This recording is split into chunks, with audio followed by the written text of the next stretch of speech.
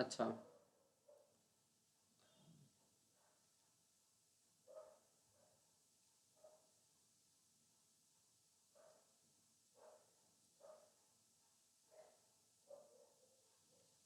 Okay. क्या है कि तुम अपनी ऐसा करो सारे अभी अपने केमिस्ट्री की बुक खोल लो पहले।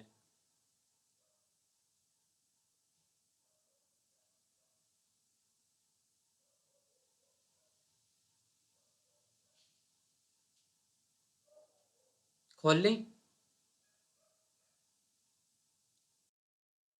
अच्छा। उसने ना चैप्टर में बहुत बड़ा सा नाम दिया है कुछ भी, लेकिन एसेंशियली वो चैप्टर पीरियोडिक टेबल एक्सप्लेन करना चाहता है। ठीक है। I will show you in a minute कि पीरियोडिक टेबल क्या होता है। पहले देख लो, इस तरह का दिखता है। अ,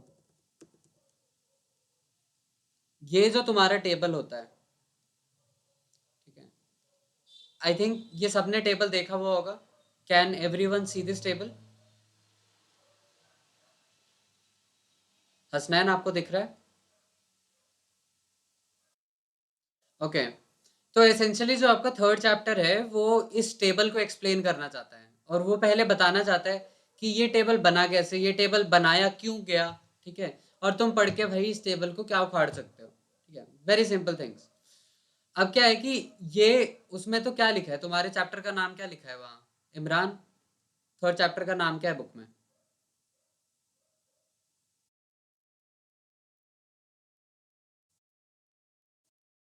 ठीक है। तो देखो, इतनी बड़ी बड़ी बातें कर दी उसने। क्लासिफाई वो क्या करना चाहता है कि सीधी बात है भाई, वो बोलना चाहता है कि देखो यहाँ तुम्हें कितने एलिमेंट्स दिख रहे हैं। ये मैक्सिमम, ये देखो ये नंबर है 118, लास्ट वाला ये दिख रहा है एटॉमिक नंबर 118। दैट मीन्स आज तक हमें 118 एलिमेंट्स नेचर में मिले। ठीक है। और तुम्हें पता है कि हर एलिमेंट की प्रॉपर्टी डिफरेंट होती है, जैसे हमने डिस्कस किया कि भाई कार्बन की प्रॉपर्टी डिफरेंट है, अगर वो ऑक्सीजन के साथ मिलता है तो एक ग्रीन हाउस गैस बन जाती है। लेकिन अगर ऑक्सीजन अपने ही ऑक्सीजन के साथ मिलता है, वो ऑक्सीजन होती है, वो ग्रीन हाउस गैस नहीं होती। ठीक है। तो हमें ये सारी चीज़ें पता है। तुमने मूवीज़ में देखा होगा कि एक लाफिंग गैस होती है कि बाहर, शायद एक मूवी देखी होगी यार, उसमें ना ऐसा होता है कि एक हॉल में बहुत सारे लोग होते हैं, ठीक है, और वो कुछ मीटिंग अटेंड कर रहे होते हैं, और उसमें एक गैस छोड़ देते हैं, ठीक है, गैस लीक करा देते हैं एसी के थ्रू। तो जैसे ही गैस लोग सूंघते हैं तो वो सारे हंसने लग जाते हैं। ठीक है। वो लाफिंग गैस होती है N2O। ठीक है, नाइट्रस ऑक्साइड N2O होती है। तो अगर सपोज वो गैस तुमने इनहेल करी तो भाई तुम हंसते ही रहोगे। ऐसे ऐसे तो काफ़ी सारी प्रॉपर्टी होती है हर एलिमेंट की। ठीक है, वेरी डिफरेंट डिफरेंट। बट दिक्कत ये है कि 118 एलिमेंट है भाई। इंसान का ह्यूमन ब्रेन बहुत छोटा होता है। तो एक एलिमेंट की इतनी प्रॉपर्टी है कि नाइट्रोजन को ऑक्सीजन से मिलाओ और आप सूंघो तो हंसने लग जाओगे।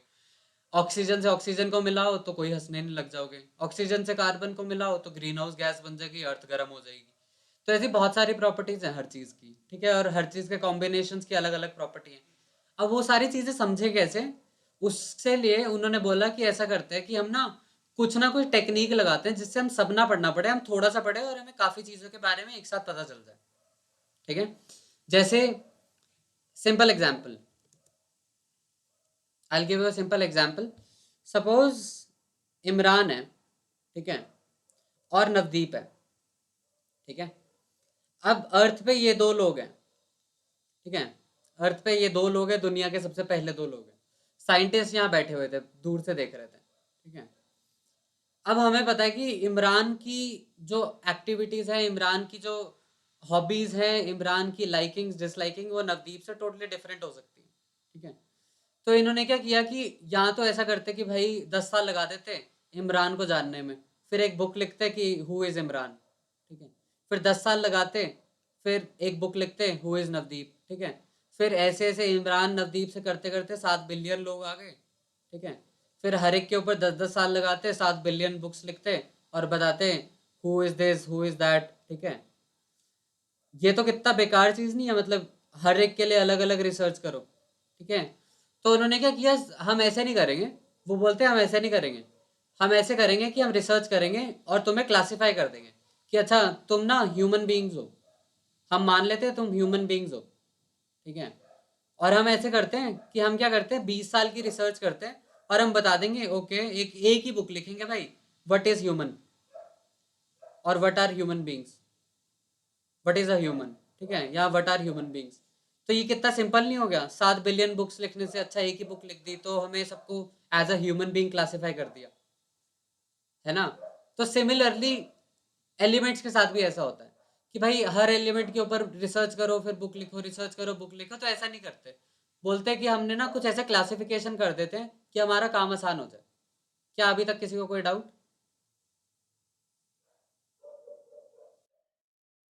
अच्छा, तो क्या है कि तुम्हारे जैसे लिखा है कि सिस्टमेटाइजेशन, वो सिस्टम बनाना चाहते थे, एक सिस्टम पे रिसर्च करो और बता दो कि ये कैसे कैसे होगा, ठीक है, सबका अलग से इंडिविजुअल मत करो। तो भाई पहले तो 5 मिनट में पहले पुरानी थ्योरीज डिस्कस कर लेते हैं, जैसे हर बार करते हैं कि पहले साइंटिस्ट आया भाई उसने ये बोला, फिर दूसरा साइंटिस्ट आया उसने ये बोला, फिर भाई लास्ट में साइंटिस्ट आता है वो बोलता नहीं नहीं तुम सब गलत थे, मैं ही सही हूँ, ठीक है, तो अब मेरी थ्योरियाँ पढ़ो, ठीक है। ऐसे हुआ है, इसमें भी हुआ है, हर जगह होता है। तो ये तुम्हें रटने की जरूरत नहीं है जितनी यहाँ थ्योरियाँ बता रहा हूँ, बट एक बार थोड़ा आइडिया होना चाहिए, ठीक है। क्या है कि पहला एक साइंटिस्ट आया, वो भाई साहब कहते हैं उसको ना 3-3 एलिमेंट्स के ग्रुप मिलने लग गए, ठीक है। उसने सारे एलिमेंट्स का पहले उसने वैसे ही स्टार्ट किया, जितने एलिमेंट्स थे सबकी प्रॉपर्टियां चेक करता गया, ठीक है। किसी को जला के देख रहा है, किसी को भाई फ्रीज करके देख रहा है, ठंडा कर रहा है, गर्म कर रहा है, उसने प्रॉपर्टियां चेक करी। तो उसने देखा कि 3-3 एलिमेंट्स के कुछ कुछ कहीं कहीं ग्रुप मिल रहे थे इसे, ठीक है, 3-3 एलिमेंट के ग्रुप मिल रहे थे। तो उसने देखा कि जो जो एलिमेंट्स हैं, सपोज 3 एलिमेंट है, पहले का एटॉमिक मास 20 है, दूसरे का तीसरे का 40 है, तो ये बोलता है कि जो बीच वाला एटॉमिक मास वाला जो 3 एलिमेंट पहले उसने ढूंढे, फिर उनके एटॉमिक मास चेक किए, ठीक है। एटॉमिक मास ऐसे सपोज निकल गया है, तो उसने बोला कि भाई जो बीच वाला एलिमेंट है ना उसका एटॉमिक मास हर केस में, मैक्सिमम केसेस में इनका एवरेज आता है, ठीक है।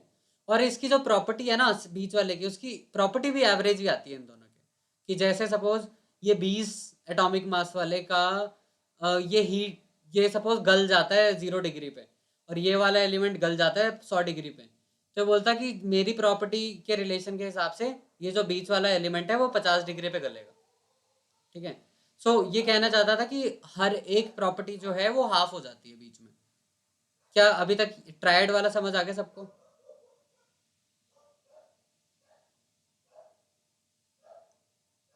नवदीप? ओके। फिर भाई कुछ समय बाद ये थ्योरी फेल हो गई, ठीक है। ये कहीं यूज नहीं होती है, बस मैं तुम्हें बताने के लिए था कि बाई चांस किसी ने तुमसे पूछ लिया। फिर आता है भाई लॉ ऑफ ऑक्टेव्स। इस भाई साहब ने क्या किया, इस भाई साहब ने देखा कि अच्छा ये ना एक लिस्ट बना ली, सारे एलिमेंट्स 118 एलिमेंट्स जितने हैं, atomic weight, increasing atomic weight के ऑर्डर में ऐसे लिस्ट कर दिए, ठीक है, सबसे छोटा और सबसे बड़ा, तो ऐसे बढ़ता गया, ठीक है। तो इसने देखा कि हर 8वां एलिमेंट जो है ना, हर 8वां एलिमेंट वो सेम सेम है प्रॉपर्टी में, ठीक है, उसकी प्रॉपर्टियां सेम है। पहला एलिमेंट जल्दी जल जाता है तो 8वां एलिमेंट भी जल्दी जल जाता है, ठीक है, इस तरह का। तो इसको बोलते हैं लॉ ऑफ ऑक्टेव्स। तो एट्थ जो होता है वो सिमिलर टू फर्स्ट होता है। ये थ्योरी बहुत, अब ये जो था कि जो सिस्टम बनाना चाहते थे, स्टार्टिंग के सारे साइंटिस्ट ने बहुत ट्राई किया सिस्टम बनाने का, बट वो ना सारे एटॉमिक वेट के बेस पे सिस्टम बना रहे थे, ठीक है, कि हमारे हिसाब से एटॉमिक वेट होगा तो इंक्रीजिंग ऑर्डर में देखो 8वां एलिमेंट पहले के सिमिलर होगा, ऐसे वैसे काफी थ्योरियां बनाई सारे, लेकिन एटॉमिक वेट से रिलेटेड थे। तो बाद में एक्सपेरिमेंट हुए, ये थ्योरियां भी फेल होने लग गई, ठीक है। तो हमने जो पुरानी थ्योरीज पढ़नी थी वो इतनी ही थी, बाकी ये तुम अपनी बुक में भी पढ़ सकते हो जो कि पढ़नी है तुम्हें, लेकिन मैंने तुम्हें बेसिक आइडिया दे दिया कि ये तुम्हें कितना ही रेलेवेंस है। The thing that you have to remember is कि पहले जो उन्होंने बस ट्राई किया था सिस्टम बनाने का वो एटॉमिक वेट से रिलेटेड था, ठीक है, बट उसके बाद एटॉमिक वेट वाला सिस्टम चला नहीं और ये रिडंडेंट हो गया, मतलब ये यूज नहीं हुआ। अब आते हैं कि एक्चुअली होता क्या है। फिर ये भाई साहब है डिमिट्री मेंडेलीव, ठीक है, इसने क्या बोला ये एक बार पढ़ो।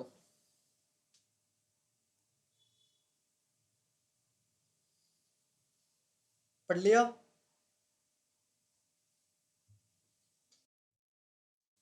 डिमिट्री ने भी आके यही बोला, ठीक है, कि प्रॉपर्टीज जो हैं एलिमेंट की, वो क्या है कि उसका पीरियोडिक फंक्शन है। पीरियोडिक फंक्शन मतलब वो प्रॉपर्टी कुछ कुछ टाइम बाद रिपीट होती है, ठीक है।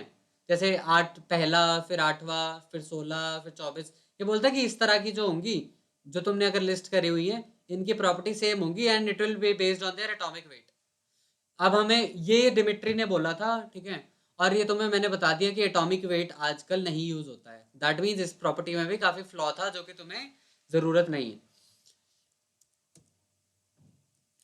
इसने एक चीज करी थी, इसने क्या बोला, क्या होता है कि उसने भाई साहब ने एटॉमिक वेट से रिलेटेड एक टेबल बना दिया, ठीक है। क्या किया उसने कि सारे एलिमेंट्स को ना कंबाइन किया, ठीक है। सारे एलिमेंट्स को कंबाइन किया, ठीक है, एटॉमिक वेट के हिसाब से। ऐसे लिखता गया, ठीक है। जिन जिन की सेम प्रॉपर्टीज थी उनको सेम ग्रुप में रख दिया, ठीक है। और उनको अरेंज कर दिया एटॉमिक वेट के हिसाब से, ठीक है।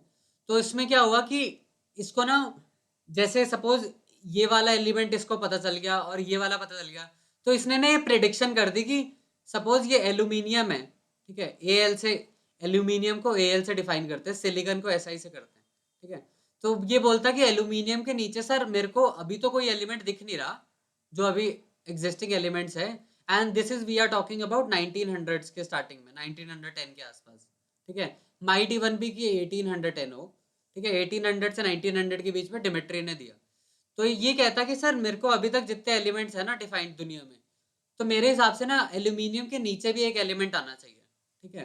क्योंकि एल्यूमिनियम है और उसके बाद काफी गैप है प्रॉपर्टी में, फिर एक एलिमेंट है, तो आई थिंक इनका एवरेज जो होगा उसके बीच में भी कुछ आना चाहिए। या इसने बोला कि भाई सिलिकॉन के नीचे भी कुछ आना चाहिए, क्योंकि बोलता सर मेरे टेबल में मैंने ये वाली एरिया तो भरा हुआ है, ये वाला भी भरा है, लेकिन इसके बीच में गैप बहुत है, तो आई थिंक इसके बीच में भी कोई ना कोई एलिमेंट आएगा। तो इसने क्या बोला, इन एलिमेंट्स को जो इनके नीचे आने चाहिए, एक का एल्यूमिनियम और एक का सिलिकॉन, इस तरह से डिफाइन किया था। इसका डिमिट्री के बस बारे में तुम्हें क्या याद रखना है कि इसने प्रेडिक्ट कर सकते हैं कि जो उसने टेबल बनाया उसमें तुम प्रेडिक्ट कर सकते थे कि कुछ ना कुछ एलिमेंट जो है वो अभी नेचर में एग्जिस्ट नहीं करता है, but if we try to find it, या ह्यूमन बींग्स अगर उसको बनाना चाहें तो वो बना सकते हैं। यहां तक कोई डाउट?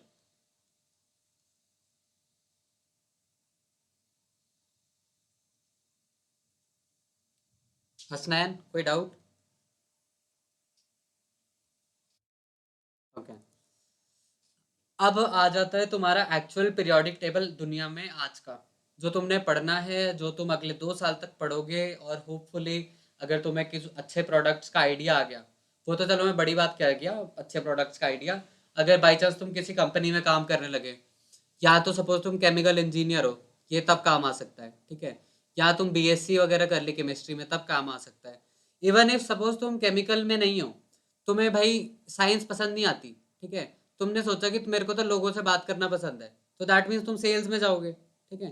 किसी कंपनी के बहुत बड़े सेल्स मैनेजर बन गए, और तुम्हें ना बहुत कोई ये 10 करोड़ का टेंडर है गवर्नमेंट का, ठीक है। और उसमें सपोज गवर्नमेंट की एक कंपनी है, उसका 10 करोड़ का टेंडर निकाला है कि हमें ये वाला केमिकल सप्लाई करो। तो भाई तुम अगर सेल्स के मैनेज, जैसे एक चीज मान लो, क्या है कि जो तुमने आज तक सेल्समैन देखे है ना, कि भाई साड़ी बेच रहा है, that is not sales, that is a very lower level of sales. Actually अगर जो तुम किसी केमिकल कंपनी में काम कर रहे हो and if you are there sales का, सपोज तुम जनरल मैनेजर बने हुए हो, तो सेल्स के जनरल मैनेजर की सैलरी आराम से 60 से 70 लाख होती है, ठीक है। तो इसका ये मतलब है क्या कि सेल्स वाले को सब कुछ आना चाहिए? नहीं। इसका ये मतलब होता है कि भाई सेल्स वाले को ना बेसिक आइडिया है केमिस्ट्री का, ताकि जब वो टेंडर लेने जाए और जब उसके साइंटिस्ट से बात करे तो उसको कुछ आता हो कि बात कर पाए, ठीक है। तो लोग क्या सोचते हैं वैसे, just to give you an idea, भाई लोग सोचते हैं कि हमें तो साइंस बिल्कुल पसंद नहीं है सर, ना ही मेरे को साइंटिस्ट बनना है, ना ही मेरे को इंजीनियर बनना है, तो मैं नहीं पढ़ूंगा, ठीक है। ओके, सही कह रहे हो। तो आप बोलते हो नहीं सर मेरे को तो लोगों से ही बात करना पसंद है, मैं तो यहाँ तो बिजनेस करूंगा सर मैं बाद में, ठीक है। मैं अपना बिजनेस करूंगा, यहाँ सर मैं सेल्स में जाऊंगा, ठीक है।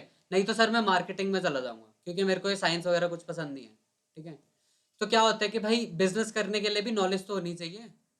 सपोज तुम केमिकल का बिजनेस कर रहे हो या तुम फूड का बिजनेस कर रहे हो, इन सब चीज़ों में केमिस्ट्री बहुत यूज होती है, ठीक है। अपना अगर तुम्हें बिजनेस करना है उसमें केमिस्ट्री बहुत यूज होगी, कोई भी चीज़ है, ठीक है, कि तुम्हें पता चलना चाहिए। जैसे तुमने देखा होगा कि जो मार्केट में अचार आता है, ठीक है, वो अचार शेल्फ पे पड़ा रहता है, 6-6 महीने खराब नहीं होता, है ना। तुम घर पे अचार बनाते हो, वो अचार 3 महीने में खराब हो जाता है।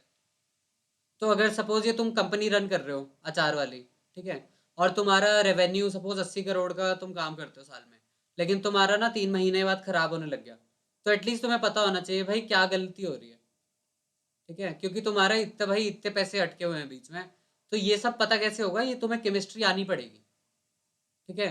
तो जो भी तुम में से सोचता है कि मेरे लिए साइंस इंपॉर्टेंट नहीं है, कि मेरे को तो बाद में बनना नहीं है, तुम अपने चांसेस, अमीर होने के चांसेस या ये सब होने के चांसेस अपने कम कर रहे हो खुद, ठीक है।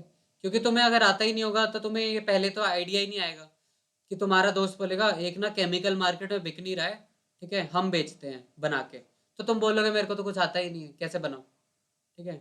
तो आता होना जरूरी नहीं है, तुम्हें एटलीस्ट पता तो होगा कि इसमें ना मेरे हिसाब से ना 3-4 एलिमेंट लगेंगे। तो ऐसा करते हैं, एक बंदा हायर करते हैं, उसको बोलते हैं इन 4 एलिमेंट से ट्राई करे कुछ बने। तो एटलीस्ट इतनी बात करनी तो आनी चाहिए केमिस्ट्री और साइंस से रिलेटेड। तो इन सब चीज़ों को अगर ध्यान रखो अगले, तो तुम्हें साइंस और केमिस्ट्री पढ़नी बहुत इंपॉर्टेंट है, ठीक है। इसीलिए मैं आज एम्फोसाइज कर रहा हूँ कि आज तक हमने जितना पढ़ा था वो शायद तुम्हारे इतना काम ना आए, ठीक है। आता है क्योंकि तुम्हें बोर्ड में नंबर लाने हैं, ठीक है।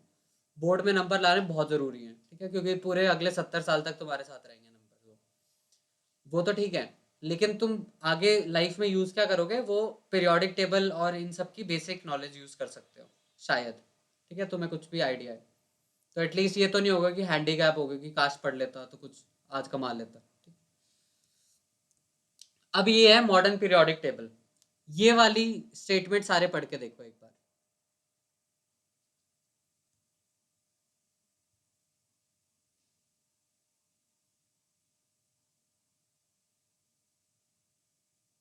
पढ़ लिया?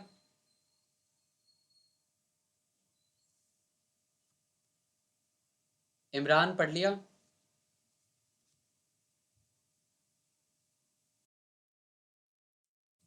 तो भाई ये कह क्या रहा है, ये कह रहा है कि आज तक जो भी था वो बकवास था।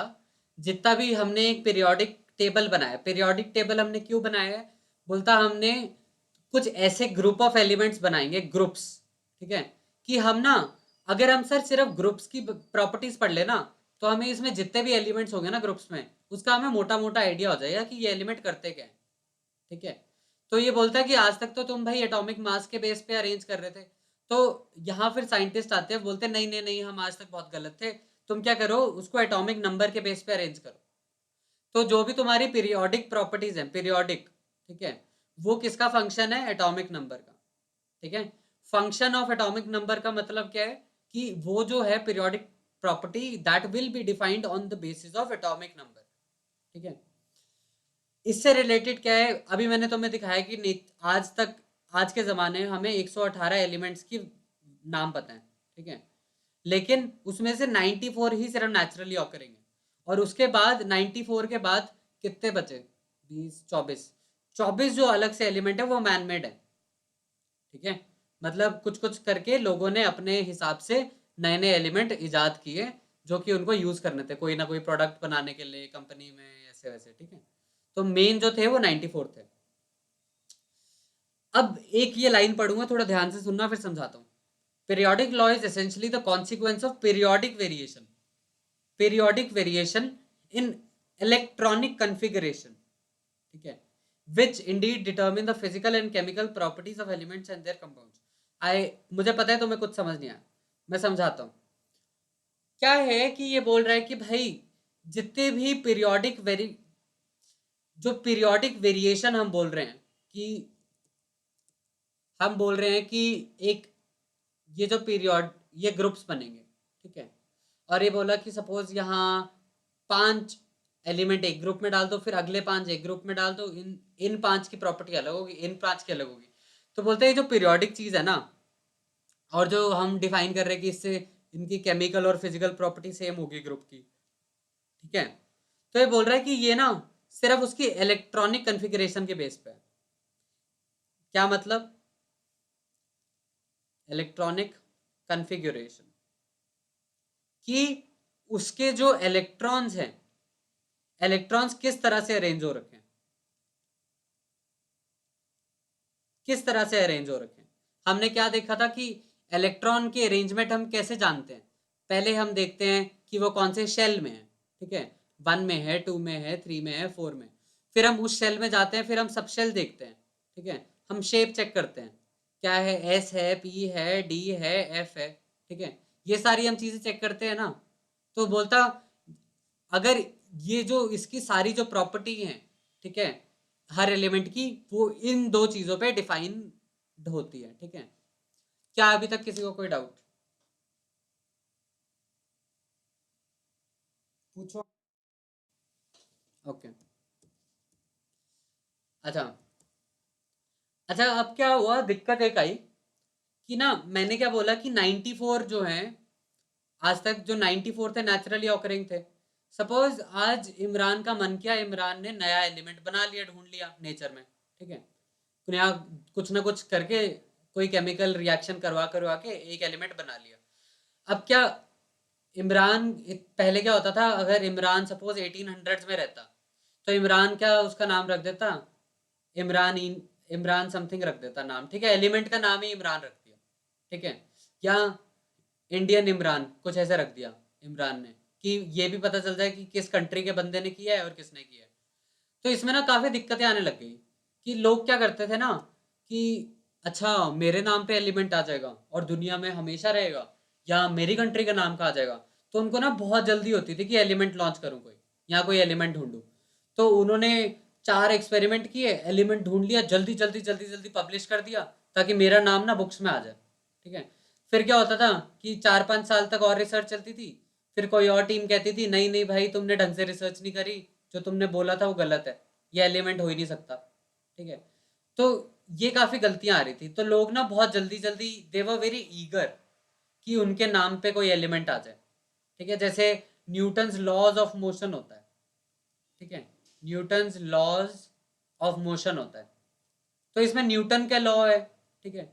अब सपोज नवदीप को मन किया नहीं सर मेरा भी बुक में नाम आना चाहिए, तो नवदीप ने जल्दी जल्दी रिसर्च करी, उसमें नवदीप ने बोल दिया नवदीप लॉ ऑफ मोशन, ठीक है, और भाई थोड़ी सी रिसर्च दिखा दी, ये देखो सर मैंने एक एक्सपेरिमेंट किया, मेरा बुक में नाम छाप दो। तो ये सारी काफी दिक्कतें आ रही थी, ठीक है। तो एक होता है आईयूपीएसी बॉडी, ठीक है, एक ये आईयूपीएसी है, आईयूपीएसी होते हैं, ठीक है, इंटरनेशनल यूनियन ऑफ, ये केमिस्ट्री की कोई बॉडी होती है।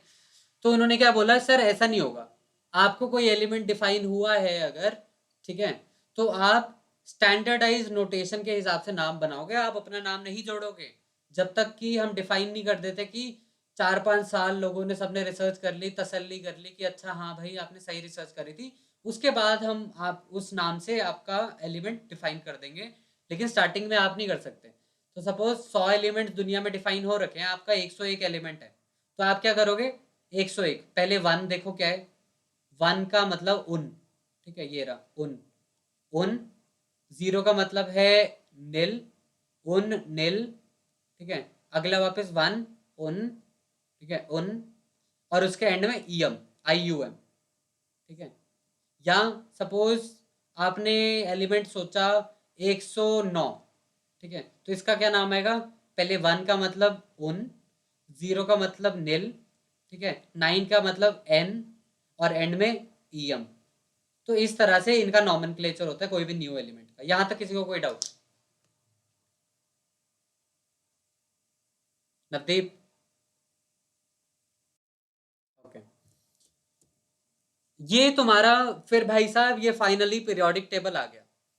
इसमें क्या होता है, ये जो तुम्हारे ये वाले पार्ट हैं, ठीक है, ये ये जो पूरी लाइन है, ये लाइन दिख रही है यहां से यहां तक, इसको पीरियड कहते हैं, ओके। ये सारी जितनी भी लाइन है इनको पीरियड्स कहते हैं, ओके। तो जैसे ये जो थर्ड वाला है, ये जो थर्ड लिखा है, ये और ये यहां तक आर्गन तक, ये पूरा एक पीरियड है, ठीक है। ऐसे ही 1 से लेके 7 तक डिफाइंड है पीरियड्स।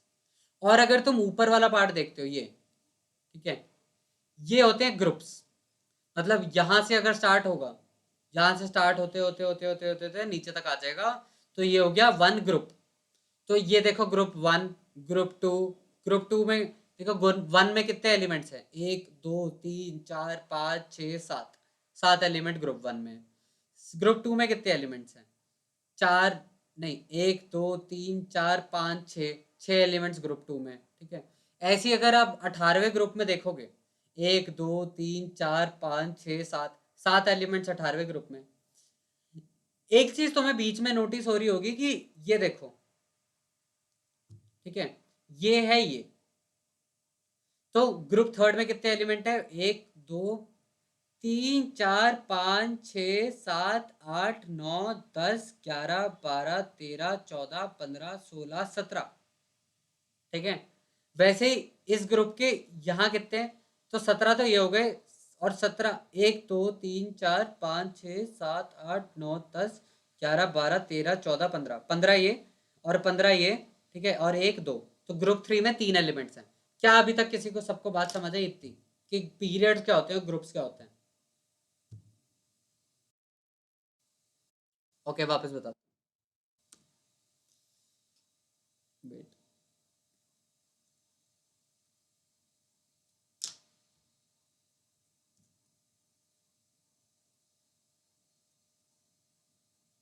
अच्छा देखो, तो अभी तक हम ये बात कर रहे थे ना कि एलिमेंट्स को किसी तरह क्लासिफाई करना है, कि हम उनको किसी तरह ग्रुप्स में डालें, कि हम एक ग्रुप की प्रॉपर्टी पढ़ ले तो हमें पता चल जाए उसमें जितने एलिमेंट्स हैं उनकी प्रॉपर्टीज एक तरह से सेम होंगी। क्या इतनी बात समझ आती है? अच्छा, तो उसमें क्या हुआ कि जो इसने ग्रुप फाइनली बनाए हैं वो टेबल इस तरह से दिखता है।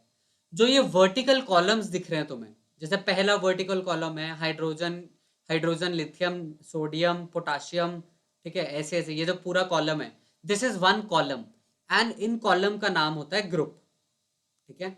ये सेकेंड कॉलम है, इसमें क्या है, बेरिलियम है, मैग्नीशियम है, कार्बन है, स्ट्रॉन्टियम है, बेरियम है, ठीक है, तो रेडियम है। ये सेकंड ग्रुप होगा। तो जो कॉलम्स का नाम होता है, कॉलम, कॉलम मतलब वर्टिकल वाले, इनका नाम होता है ग्रुप, ठीक है।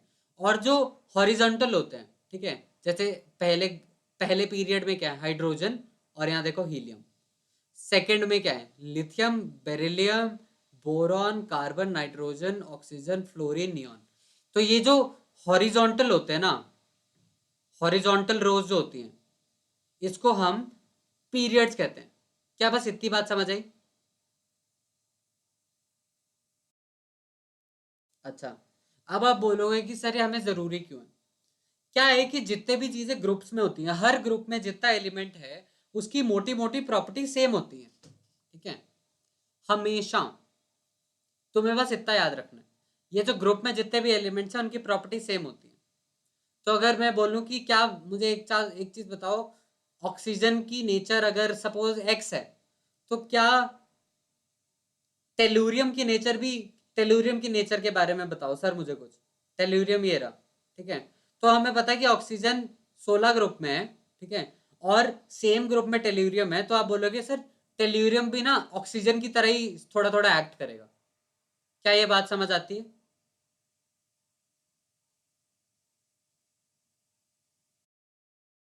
ओके, अभी सिर्फ जानने की बात इतनी है, ये पूरा टेबल पे हम बहुत डिस्कशन करेंगे, this is just to show you कि टेबल दिखता कैसे है, ठीक है। ओके, अब आप पूछोगे टेबल कैसे बना और ग्रुप्स कैसे बने। हाँ, अब तुम्हारी सारी चीजें यूज होंगी, ठीक है, अभी तक जो पढ़ा है। ये ना एक आफबाऊ प्रिंसिपल होता है। ये क्या कहता है कि जैसे जैसे एलिमेंट्स हैं, हमें पता है कि एलिमेंट्स का सपोज पहले का एटॉमिक नंबर 1 है, दूसरे का एटॉमिक नंबर 2 है, तीसरे का एटॉमिक नंबर 3 है, 4 है, 5 है, कहाँ तक जाएगा, 118 तक। तो इसमें, और हमने यहाँ क्या चेक किया था, हमने यहाँ मैंने बताया था कि ये जितनी भी पीरियोडिक वेरिएशन है वो इलेक्ट्रॉनिक कन्फिग्रेशन के बेस पे होती है। कि हमने जितनी भी पीरियोडिक टेबल बनाया है उसमें जितने भी हमें प्रॉपर्टीज पता है, ठीक है, एलिमेंट्स की, वो डिपेंड करती है कि उस एलिमेंट में इलेक्ट्रॉन्स किस तरह अरेंज हैं, ठीक है, इलेक्ट्रॉन्स का अरेंजमेंट, ठीक है। अभी हम पहले डिस्कस करेंगे कि इलेक्ट्रॉन्स अरेंज कैसे होते हैं। ठीक है, क्या होता है कि क्या अभी तक किसी को कोई डाउट है?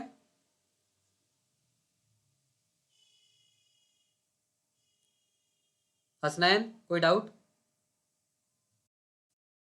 ओके, अगर तुम्हारी आज क्लास का मेन सबसे इंपॉर्टेंट टॉपिक है वो है आफ्बाउ प्रिंसिपल। ठीक है, आफ्बाउ प्रिंसिपल सब कुछ एक्सप्लेन करेगा तुम्हें कि हम क्यों पढ़ रहे हैं, क्या पढ़ रहे हैं। ओके, देखो, याद है तुम्हें कि हमने डिफाइन किया था एन एल। ठीक है, एन वन था, एल की वैल्यू वन थी तो मतलब एस। एन टू था, एल की वैल्यू, सॉरी एल की वैल्यू जीरो थी। एल एन टू था, एल की वैल्यू,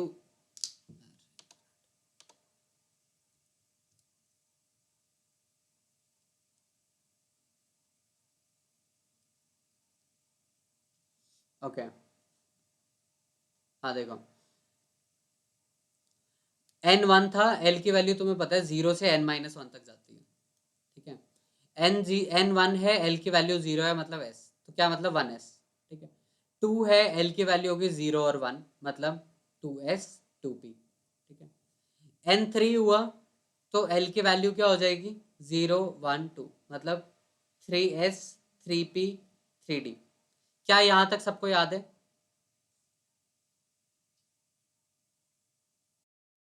अच्छा, और हमने ये भी बात करी थी कि क्या, हेलो, यार हमने पिछली क्लास में डिस्कस किया था ना, ये प्रिंसिपल क्वांटम नंबर होता है एन, और एल जो होता है अजीमुथल क्वांटम नंबर होता है।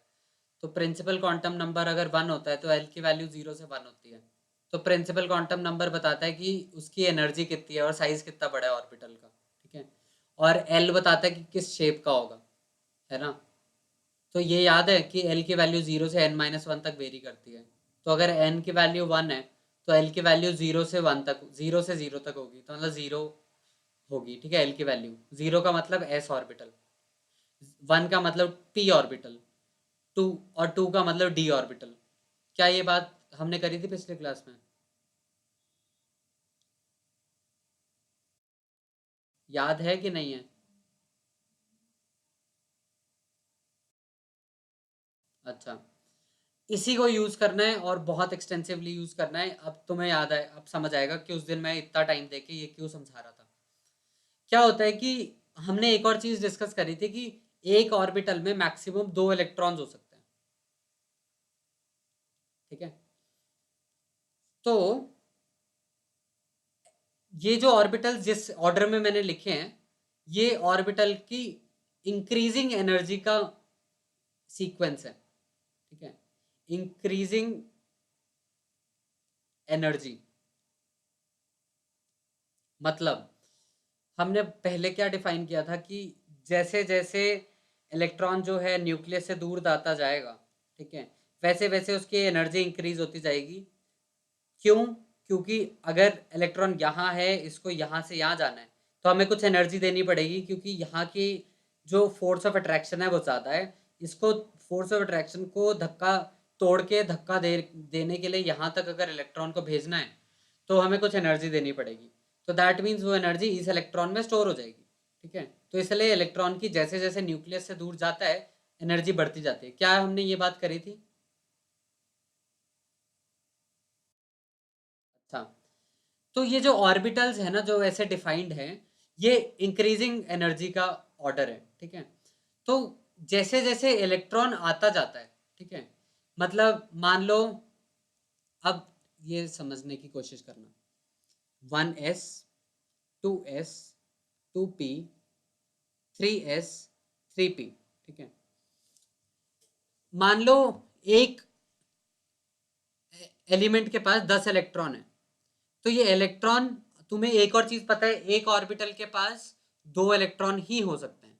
ठीक है, तो ये 10 इलेक्ट्रॉन इन ऑर्बिटल्स में किस तरह से कहाँ कहाँ पड़े होंगे? तुम्हें पता है पहला वन एस है, तो पहला जो इलेक्ट्रॉन आएगा वो यहाँ आ जाएगा। ठीक है, तो पहला इलेक्ट्रॉन तो वन एस में चला गया। ठीक है, टोटल 10 है। और तुम्हें एक और चीज मैंने बताई थी कि हर ऑर्बिटल में जो इलेक्ट्रॉन होता है उसका स्पिन डिफरेंट होता है। ये हमने कैसे चेक किया था? ये हमने देख लिया था कि जो एमिशन स्पेक्ट्रा था किसी भी एलिमेंट का, उसमें जो दो लाइनें थी वो बहुत पास पास थी, ठीक है। तो उसके लिए हमने फोर्थ क्वांटम नंबर डिफाइन किया था कि एक ही ऑर्बिटल में अगर दो इलेक्ट्रॉन है, तो अगर दो इलेक्ट्रॉन एक ही ऑर्बिटल में थे, तो एक स्टेट से दूसरी स्टेट तक आने पे इनको जो फ्रीक्वेंसी एमिट करनी चाहिए थी वो तो सेम होनी चाहिए, लेकिन थोड़ा सा डिफरेंस होता लाइनों में, ठीक है, एनर्जी में। तो हमने इस डिफरेंस को एक्सप्लेन करने के लिए बोल दिया था कि इलेक्ट्रॉन अपने ही ऑर्बिट पे, अपने ही एक्सिस पे खुद भी घूमते रहते हैं, अपने आसपास ये राउंड भी घूमते रहते हैं, ठीक है। इसको हमने स्पिन से डिफाइन किया था, इसकी याद होगा तुम्हें, प्लस हाफ वैल्यू भी दी थी, माइनस हाफ वैल्यू भी दी थी। क्या ये याद है? तो पहला इलेक्ट्रॉन आया 1s में चला गया, तो दूसरा इलेक्ट्रॉन जो आएगा, सिंस तुम्हें बस एक चीज याद रखनी है, लो एनर्जी से हाई एनर्जी में इलेक्ट्रॉन ऐड होता रहता है। पहला इलेक्ट्रॉन आया ऐसे ऐड हो गया, दूसरा इलेक्ट्रॉन आया 1s में ही ऐड होएगा, ठीक है, लेकिन दोनों का स्पिन अलग होगा। क्या ये स्पिन अलग होगा वाली बात समझ आई पहले दो इलेक्ट्रॉन की? हाँ या ना? हसनैन, ये बात समझ आती है स्पिन अलग होने की, और पहले दो इलेक्ट्रॉन ऐसे क्यों रखे हैं?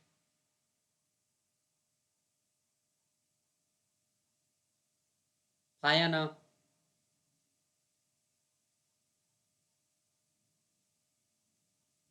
इमरान,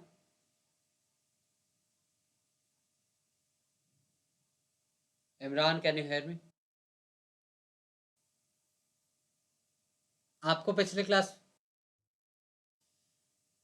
क्या है कि हमने ये एक बात पिछले क्लास में डिस्कस करी थी कि हर ऑर्बिटल में मैक्सिमम दो ही इलेक्ट्रॉन हो सकते हैं। हाँ या ना?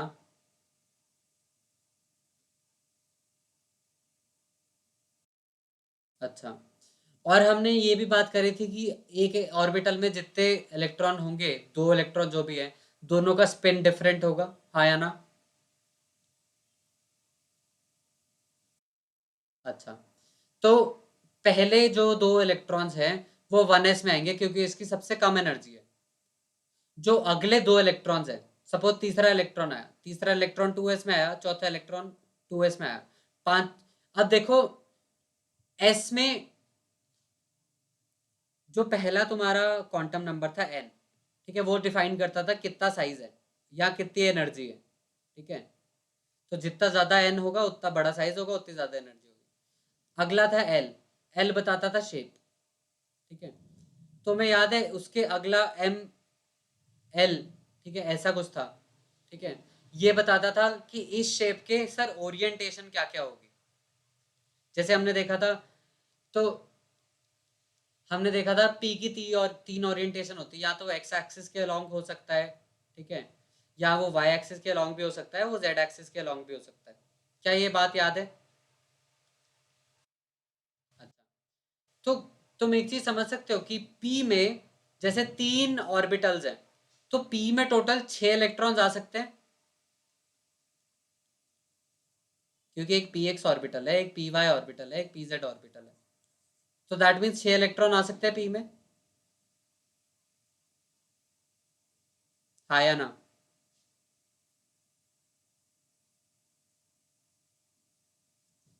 इमरान,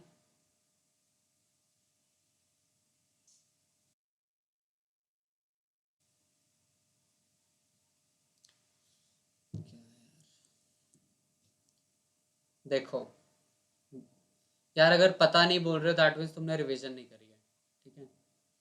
वापस बता देता हूँ, and this is the last time मैं रिपीट कर रहा हूँ।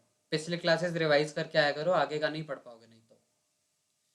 एन होता है, एल होता है जिसकी वैल्यू 0 से n-1 तक होती है। फिर एम एल होता है कि कितने नंबर ऑफ ऑर्बिटल्स होंगे।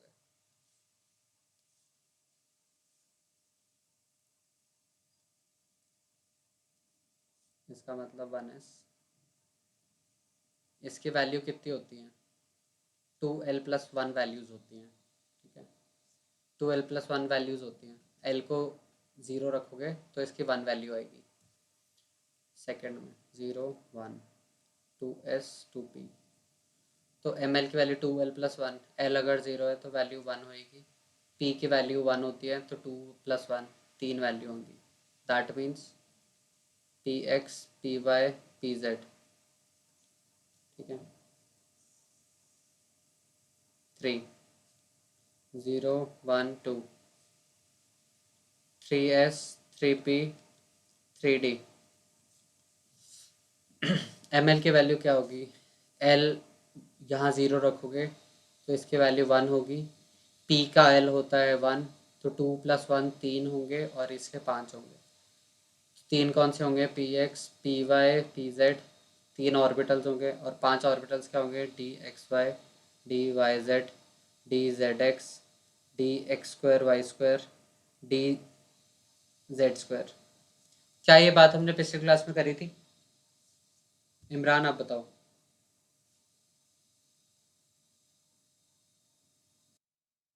ओके, अब मुझे इमरान एक चीज़ बताना। अगर मैंने बोला है कि एक ऑर्बिटल में सिर्फ दो इलेक्ट्रॉन हो सकते हैं, तो यहाँ कितने ऑर्बिटल्स है, 1।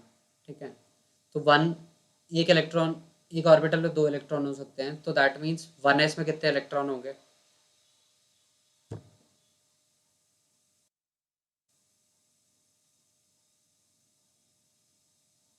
यार अभी तो बताया एक ऑर्बिटल में दो इलेक्ट्रॉन होंगे। हम्म, अच्छा, इसमें कितने इलेक्ट्रॉन्स होंगे, 2s में? इसमें कितने होंगे, 2p में?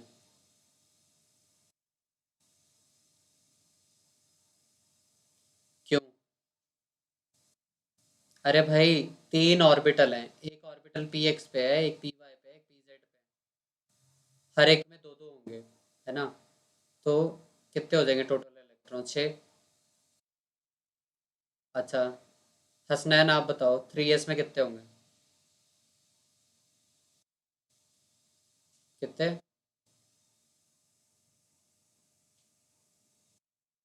3 होंगे?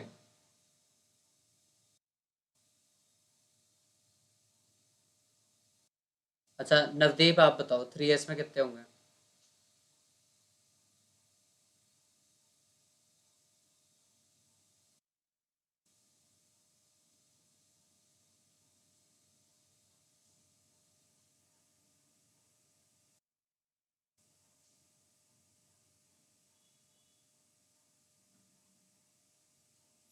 भाई ये वन क्या स्पेसिफाई कर रहा है यार, वन स्पेसिफाई कर रहा है कि 3s ऑर्बिटल्स कितने हैं, एक है। 3p ऑर्बिटल्स कितने हैं, तीन है। ठीक है, 3d ऑर्बिटल्स कितने हैं, पांच हैं। और अगर एक ऑर्बिटल में दो इलेक्ट्रॉन होते हैं तो तीन ऑर्बिटल में कितने होंगे? नवदीप 3p में कितने होंगे?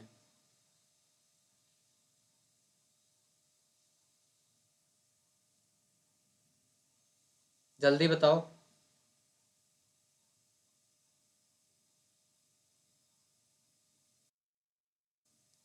3d में कितने होंगे?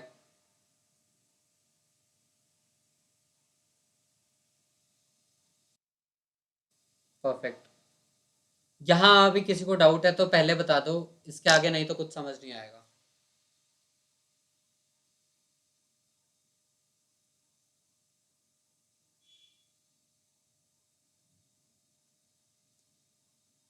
किसी को डाउट नहीं है? इमरान कोई डाउट? हसनैन? नवदीप कोई डाउट? अच्छा आयुष, एक बात बताना, 4s में कितने होंगे?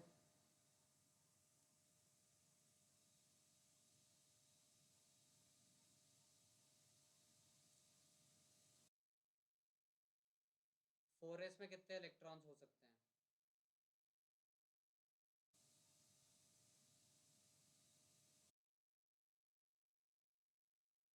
क्या?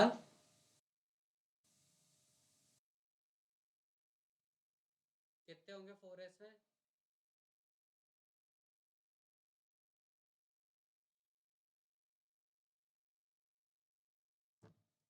रहने दो, अपना माइक ऑफ कर लो। यार 4s में तुम्हें साफ साफ तो पता है यार, नंबर ऑफ ऑर्बिटल्स कहाँ से पता चलते हैं? ml से पता चलते हैं। उसकी वैल्यू कितनी होती है? 2l+1। s की l की वैल्यू क्या है? 0। तो 2 × 0+1, दैट मीन्स इसमें एक ही ऑर्बिटल है। ठीक है, तो 4s में एक ही ऑर्बिटल है। एक ऑर्बिटल में कितने इलेक्ट्रॉन होते हैं? 2। तो दैट मीन्स 4s में भी 2 इलेक्ट्रॉन हो सकते हैं। 4p में सिमिलरली, 4p में कितने ऑर्बिटल्स होंगे? पहले ऑर्बिटल चेक करेंगे। कैसे करेंगे? ml की वैल्यू निकालेंगे, क्या होती है? 2l+1। p की l की वैल्यू होती है 1, दैट मीन्स 2 × 1+1। 3 ऑर्बिटल्स हैं, एक ऑर्बिटल में 2 होते हैं, 3 में कितने होंगे? 6। क्या ये बात समझ आ रही है सबको? Okay. तो आफ्बाउ प्रिंसिपल भाई साहब क्या कहता है कि जैसे हमने डिस्कस किया, सपोज 10 इलेक्ट्रॉन थे यहाँ, 10 इलेक्ट्रॉन थे, पहले 2 इलेक्ट्रॉन 1s में चले गए, दूसरे 2 इलेक्ट्रॉन 2s में चले गए, 4 हो गए, 6 और डालने हैं। तो ये तुम्हें दिख सकता है कि px में 2 इलेक्ट्रॉन चले गए, py में 2 इलेक्ट्रॉन चले गए, pz में 2 इलेक्ट्रॉन चले गए। हो गया हमारा कंप्लीट?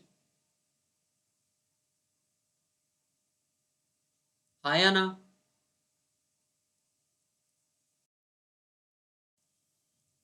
ओके, सिमिलरली एक और चीज देखते हैं। देखो, मान लो 15 इलेक्ट्रॉन है, ठीक है, कोई एटॉमिक नंबर 15 वाला एलिमेंट है, तो उसके इलेक्ट्रॉन किस तरह से बनेंगे ये मैं करके दिखा रहा हूँ, अगले 3-4 आपको दूंगा, वो आपने करना है। देखो, पहला आएगा 1s, फिर आएगा 2s, फिर आएगा 2p, फिर आएगा 3s, फिर आएगा 3p, फिर आएगा 3d। ये डी वाले में कुछ प्रॉब्लम होती है, मैं अभी अभी बताऊंगा आपको। ठीक है, ये तुम्हें एक चीज तो पता चल गई कि 1s की एनर्जी सबसे कम होगी, 3p की इसमें सबसे ज्यादा होगी, यहाँ तक। ये लोअर होगी, ये यहाँ जाके हाईएस्ट पहुंच जाती है। क्या इसमें किसी को कोई डाउट है? अच्छा, तो 15 इलेक्ट्रॉन है, तो हमें पता है ये 1s में कितने ऑर्बिटल होते हैं? एक होता है। 2s में कितने ऑर्बिटल होते हैं? एक होता है। 2p में कितने होते हैं? 3 होता है। 3s में एक होता है, इसमें 3 होता है। ठीक है, दैट मीन्स इसमें टोटल 2 इलेक्ट्रॉन आ सकते हैं, इसमें 2 आ सकते हैं, इसमें 6 आ सकते हैं, इसमें 2 आ सकते हैं, इसमें 6 आ सकते हैं। ठीक है, अच्छा, 15 इलेक्ट्रॉन है, इसमें बांटने शुरू करो। पहले 2 इलेक्ट्रॉन यहाँ आ गए, फिर अगले 2 इलेक्ट्रॉन यहाँ आ गए, फिर अगले 6 इलेक्ट्रॉन यहाँ आ गए, कितने हो गए? 10 हो गए। अगले 2 इलेक्ट्रॉन यहाँ आ गए, 12 हो गए। अगले 3 इलेक्ट्रॉन यहाँ आ गए, फिर क्योंकि टोटल 15 है और यहाँ टोटल 6 आ सकते हैं, तो यहाँ मतलब टोटल 6 आ सकते थे, लेकिन हमने 3 ऐड करे तो हमारे टोटल 15 इलेक्ट्रॉन हो गए। ऐड करके देख लो, 1 2 3 4 5 6 7 8 9 10 11 12 13 14 15। क्या सही है ये? हाँ या ना? अच्छा, ये 15 इलेक्ट्रॉन वाले एलिमेंट को पता है हम लिखते कैसे हैं?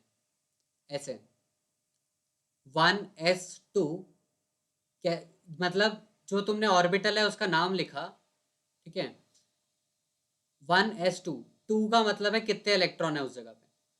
फिर to, 1s2, 2s2, 2p6, 3s2, 3p3। क्या ये बात समझ आती है? अच्छा, आप तीनों के लिए अलग अलग हैं क्वेश्चन। नवदीप, आपको निकालना है 12 इलेक्ट्रॉन के लिए। मेरे को आपने बताना है यही 1s वाले फॉर्म में जो मैंने अभी लिख के बताया, 1s2, 2p ऐसे वाला। ये नवदीप का है। इमरान, आपका है 8 इलेक्ट्रॉन का। ठीक है, आयुष, आपका है 16 इलेक्ट्रॉन का। हसनैन, आपका है 17 इलेक्ट्रॉन का। You have 1 minute, start solving.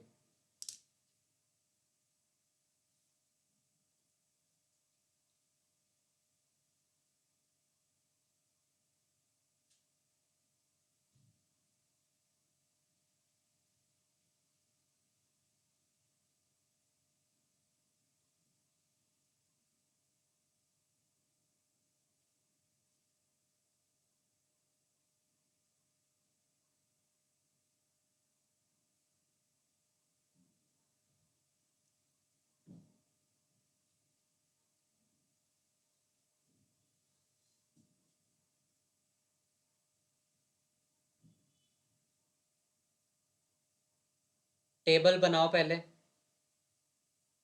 फिर बहुत इजीली सॉल्व होगा।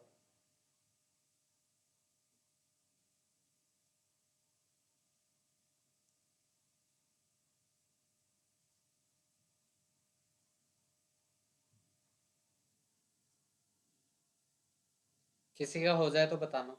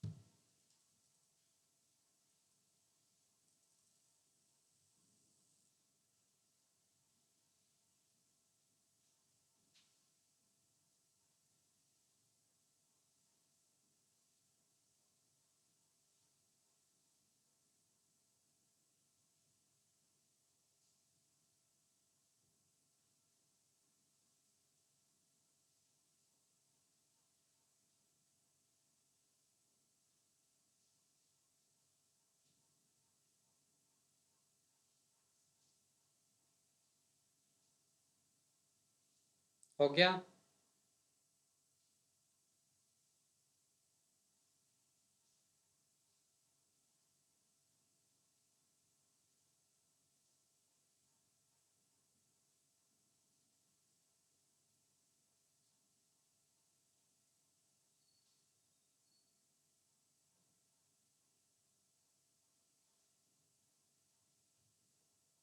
इमरान, आंसर बताओ।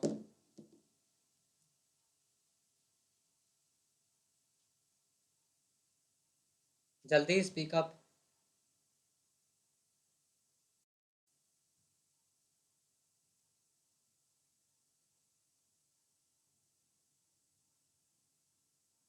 Imran, can you hear me?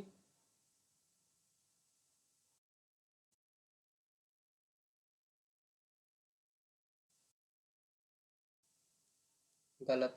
Square नहीं होता, वैसे टू होता है। 2s2 2p2 ऐसे। गलत है। अच्छा। अ, आयुष, आप अपना बताओ।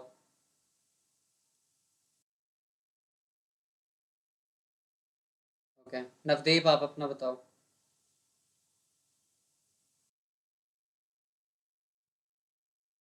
1s2।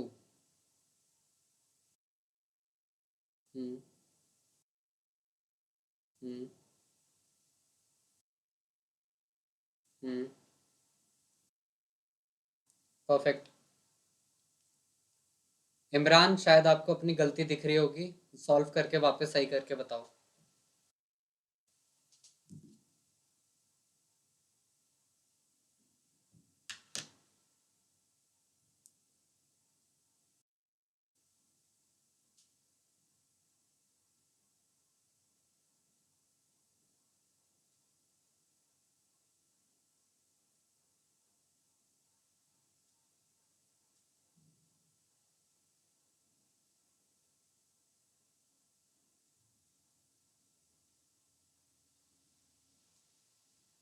हसनैन, आंसर बताओ।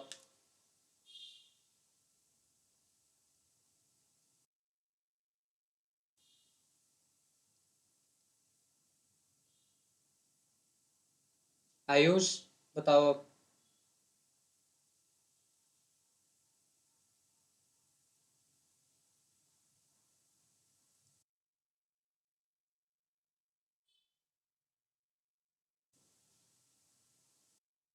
इमरान, सही आंसर वापस बताओ, चेंज करके।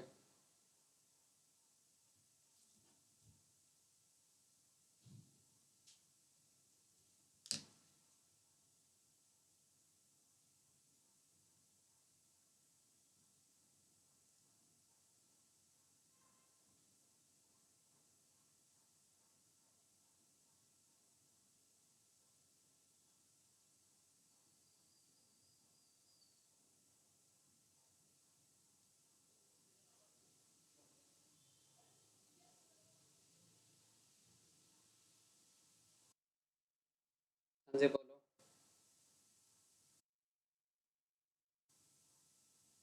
2s2।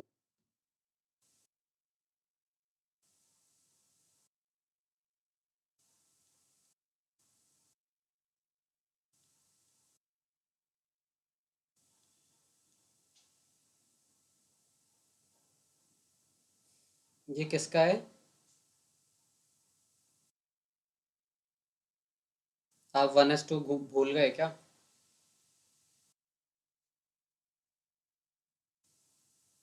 अच्छा। किसका बचा है? इमरान जल्दी बताओ यार।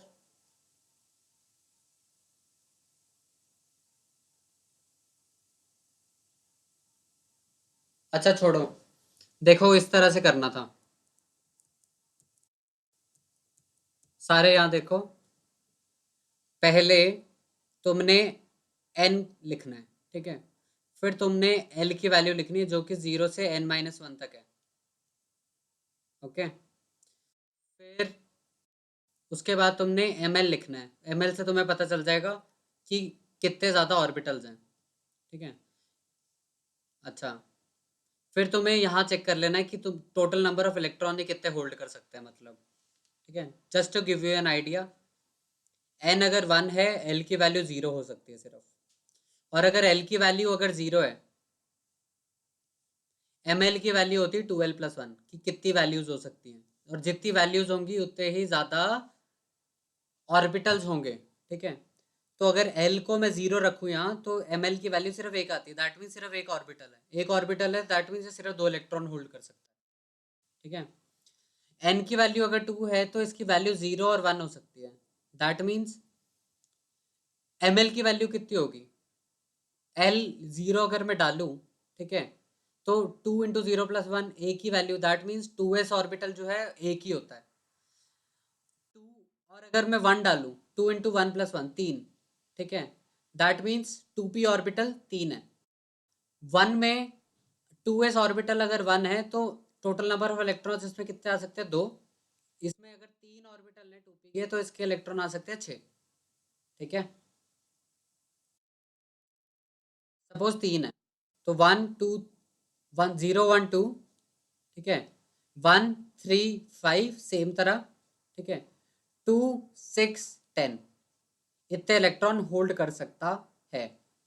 यहां तक जिसको डाउट है, जिसका गलत था, क्या उनको समझ आई कि उनकी गलती क्या थी?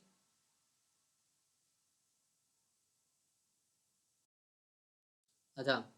तो हम देखते हैं हमने क्या क्या दिया था।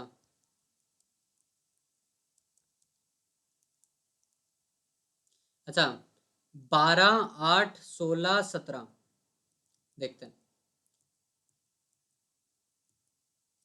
क्या था।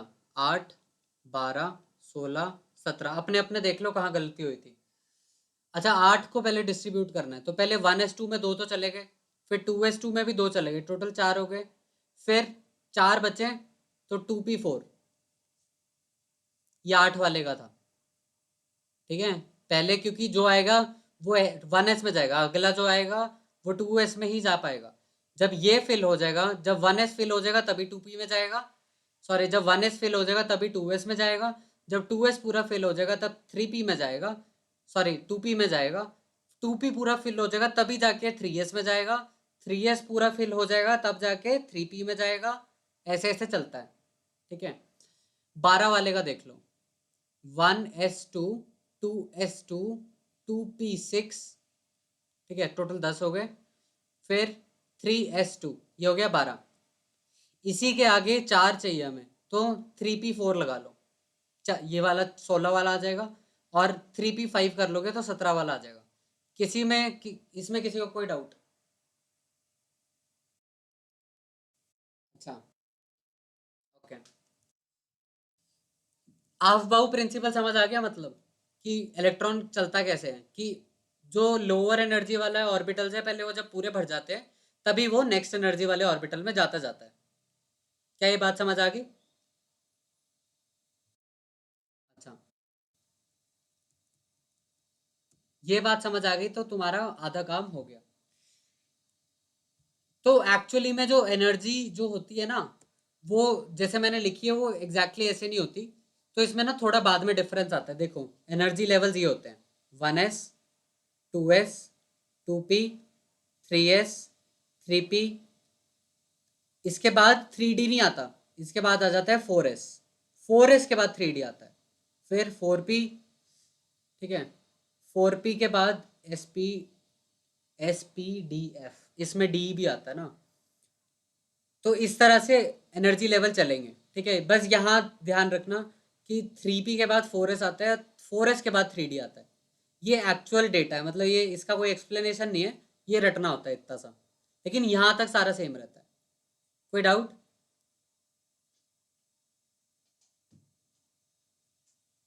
नवदीप कोई डाउट? ओके, तो ये है तुम्हारा अफबाउ प्रिंसिपल। अब ये बोलोगे कि सर ये यूज कहाँ होता है। अब देखो जितने भी तुम्हारे ग्रुप्स बने हैं ना पीरियोडिक टेबल में, पीरियोडिक टेबल में कोई भी ग्रुप होगा, सपोज तुम पहला ग्रुप देख लो, ये तुम्हारा है ग्रुप 1,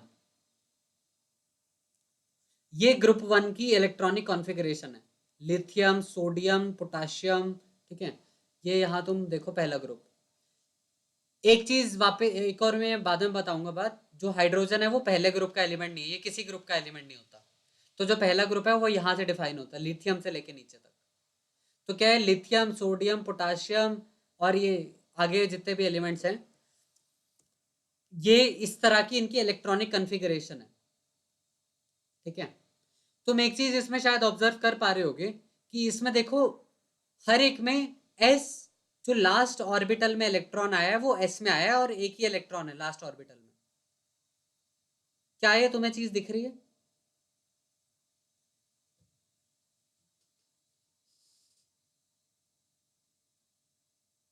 हसनैन, क्या आपको ये चीज दिख रही है कि इसमें जैसे आपने ऑर्बिटल्स में इलेक्ट्रॉन ऐड करते गए थे, तो जो लास्ट इलेक्ट्रॉन आपने ऐड किया था, इसमें एस ऑर्बिटल में ही इलेक्ट्रॉन ऐड हो रहे हैं लास्ट वाले हर एक में, और एक ही इलेक्ट्रॉन है एस ऑर्बिटल में। क्या आपको ये चीज दिख रही है? इमरान दिख रही है? तो जो तुम्हारा पूरा पीरियोडिक टेबल बना है इसी चीज पे बना है कि लास्ट इलेक्ट्रॉन कौन से ऑर्बिटल में गया। तो अगर सेम तरह के ऑर्बिटल में गया है, मतलब एस ऑर्बिटल में गया है और एस ऑर्बिटल में एक ही इलेक्ट्रॉन है, तो जो जो एलिमेंट की इस तरह की ही कॉन्फ़िगरेशन होगी ना एंड में, एस की पावर 1, ठीक है, S1 जो बोलते हैं हम, तो उनकी प्रॉपर्टीज सेम होगी। तो जो प्रॉपर्टीज डिफाइन होती हैं वो डिफाइन होती है कि लास्ट इलेक्ट्रॉन कौन से ऑर्बिटल में आया था। क्या इतनी बात किसी को समझ नहीं आती तो पूछो।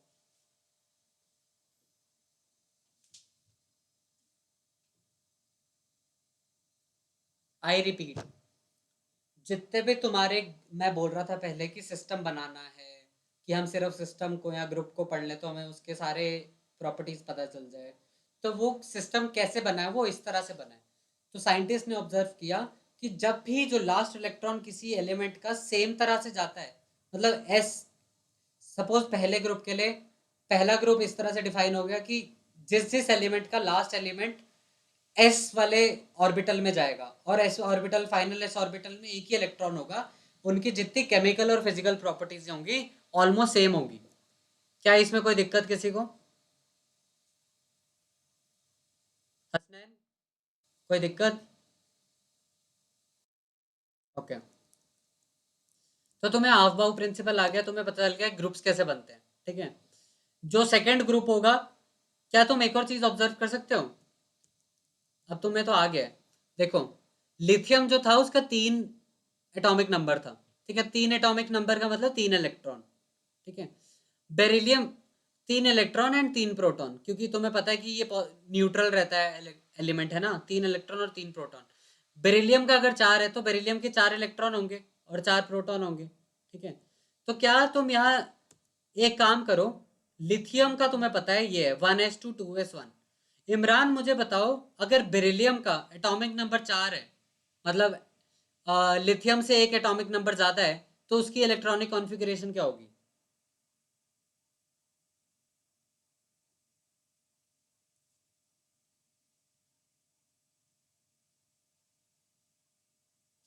इमरान,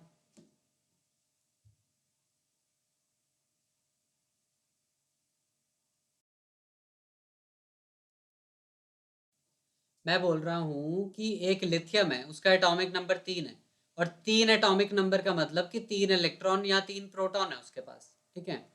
उसका अगर कॉन्फ़िगरेशन 1s2 2s1 है, तो जो अगर बेरिलियम उठाऊं मैं, बेरिलियम का एटॉमिक नंबर 4 होता है, एक ज़्यादा होता है बस, ठीक है। मतलब इसमें 4 इलेक्ट्रॉन या 4 प्रोटॉन होंगे, ठीक है। तो इसका इलेक्ट्रॉनिक कॉन्फ़िगरेशन क्या होगा?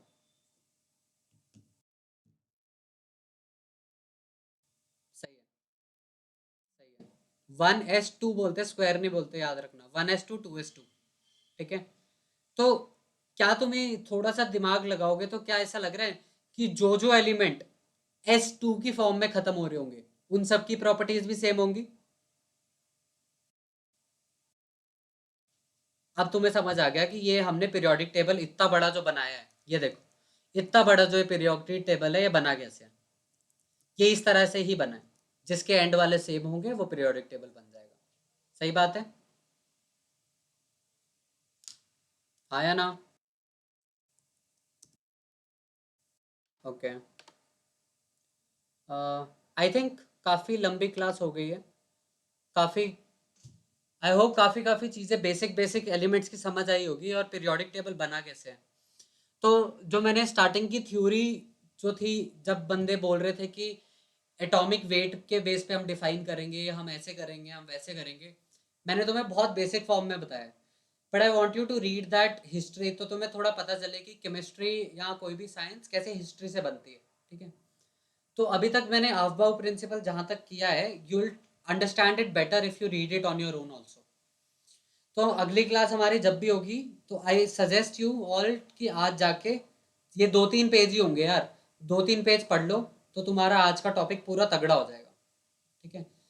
For the next class will start from here only. And एक चीज़ यार बहुत इंपॉर्टेंट है, हमारे को टाइम इसलिए ज़्यादा लग रहा है because you guys are not revising, तो मेरे को वापस वो रिपीट करना पड़ रहा है। तो सेकेंड चैप्टर के सेकेंड चैप्टर के एग्जाम्पल्स अपने कॉपी पे करने हैं। Don't look at the solution, try to solve it on your own, क्योंकि तुम्हारी 11th क्लास में कॉपियाँ कोई चेक नहीं करने वाला है, ठीक है। 11th क्लास बड़ी क्लास होती है, इट्स योर रिस्पॉन्सिबिलिटी कि तुम्हें सारी चीज़ें आती हो, नहीं आती है टीचरों के पीछे पढ़ो, ठीक है। क्योंकि अल्टीमेटली बोर्ड के नंबर तुम्हारे आने हैं, किसी और को फर्क नहीं पड़ेगा, ओके। तो सेकेंड चैप्टर के एग्जाम्पल्स जो हैं वो तुम्हें सॉल्व करने हैं, so that you will understand कि तुमने जो जो पढ़ा है तुम्हें याद है कि नहीं। एंड थर्ड चैप्टर के 1-2 पेज जो आज मैंने पढ़ा है, you have to read that, okay. Thanks a lot, और मैं एक पीडीएफ भेज दूंगा जस्ट फॉर योर रेफरेंस, जिसमें शॉर्ट नोट्स होंगे, ओके। तो उसमें से देख लेना if you want to down write down anything. और ये बात मत सोचना कि कोई चेक नहीं करेगा तो मैं कॉपी क्यों बनाऊं, क्योंकि वो कॉपी तुम्हारे लिए है। जब बाद में एग्जाम का टाइम आएगा या 12th के बाद जो तुमने एंट्रेंसेस देने कॉलेजों में घुसने के लिए, तो उस टाइम पे अगर तुम्हारे पास नोट्स नहीं होंगे ना, तुम्हें कुछ याद नहीं रहेगा, और फिर पढ़ना इम्पॉसिबल हो जाएगा। यू विल नॉट अंडरस्टैंड कि कहाँ से क्या करूँ। तुम अगर सोच रहे होगे कि मैं मार्केट से नोट्स खरीद लूँगा फोटोस्टैट वाले, भूल जाओ, कोई फ़ायदा नहीं होगा, क्योंकि वो किसी बंदे ने अपने हिसाब से लिखे शॉर्ट नोट्स। जैसे मैंने प्रेजेंटेशन बनाई है, प्रेजेंटेशन में कुछ लिखा नहीं होता, सिर्फ हेडिंग होती है। वैसे ही बंदे ने शॉर्ट नोट्स बनाए होते हैं कि मैं हेडिंग से सब कुछ जान जाऊंगा, ठीक है। तो वो तुम्हें नहीं समझ आएगा, उसी बंदे को समझ आएगा। So I suggest you all to, जब क्लास होती है मैं एक नोट्स भेजता रहता हूँ, ठीक है, जो पीडीएफ भेजी होती है, जो मेन पॉइंट्स होता है try to note that down. जो मैं क्लास में इतना लंबा लंबा एक्सप्लेन करता हूँ, दैट मीन्स वो चीज़ इंपॉर्टेंट है। So try to note that down in your own language, ताकि तुम्हें 2 साल के बाद भी वो चीज़ समझ आ जाए। बिकॉज 11th 12th का सब्जेक्ट सिर्फ 11th में काम नहीं आना है, अल्टीमेटली तुम्हें ये जेई मेंस में और जेके सीटी इन सब में बैठना है, और उसमें 11th का सिलेबस आएगा, ठीक है। चलो, थैंक्स अ लॉट, पढ़ाई करो। Yes yes.